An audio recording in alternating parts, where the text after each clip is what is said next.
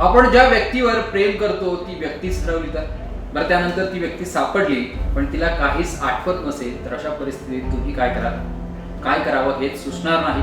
हेच घडलंय राकेश कुमार यांच्या बाबत.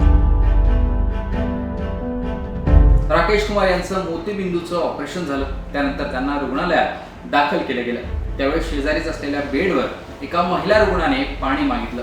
त्यावेळी राकेश कुमार यांनी डोळे उघडले आणि त्यांना धक्का बसला.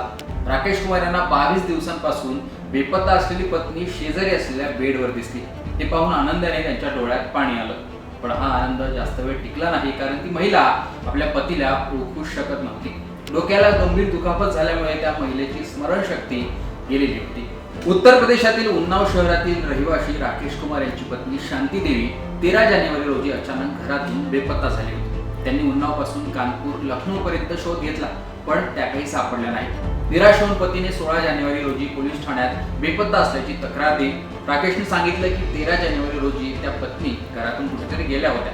50 वर्षाचे राकेश हे वेल्डिंगचं काम करतात. त्यांच्या घरी त्यांची पत्नी शांती व्यतिरिक्त दुसरं कोणीही नाहीये. त्यांना पत्नी सापडत नसल्यामुळे ते कामावर गेले नाही किंवा घरी देखील गेले नाही. ते त्यांच्या मित्राच्या घरी राहू लागले. या दरम्यान 6 फेब्रुवारी रोजी राकेश यांना डोळ्याचा त्रास होऊ लागल्याने तपासणीसाठी ते रुग्णालयात गेले. डॉक्टरांनी त्यांना शस्त्रक्रिया करण्याचा सल्ला देखील दिला. 7 फेब्रुवारी रोजी मोतीबिंदूचं ऑपरेशन त्यांच्यावर झालं. डॉक्टरांच्या देखरेखीखाली त्यांना हॉस्पिटलमध्ये ठेवण्यात आलं. तेव्हा एका महिला रुग्णाने शेजारी पाणी मागितलं आणि त्या महिलेचा आवाज ऐकून राकेशला धक्का बसला.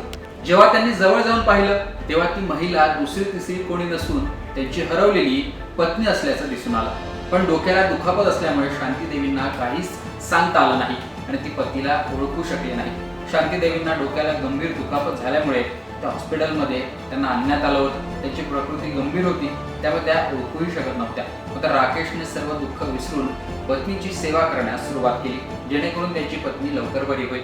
आणि हळूहळू काही गोष्टी शांती देवींना देखील आठवत गेल्या आणि राकेश कुमार यांना ओळखण्यास त्यांनी सुरुवात केली.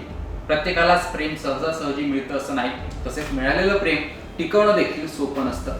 पण जो जीवापाड प्रेम करतो त्याला अनेक समस्या आल्या तरी प्रेम मिळतंही आणि टिकवता देखील येतं. हेच या प्रकरणातून दिसून येत आहे.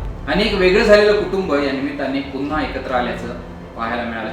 एकूणच ही जी काही छोटीशी लव्ह स्टोरी असेल किंवा या कुटुंबाचं एकत्र येणं असेल, याविषयी तुमचं मत कमेंट बॉक्समध्ये सांगा. लोकमतचं YouTube चॅनल सबस्क्राईब केलं नसेल तर आठवणीने सबस्क्राईब करा.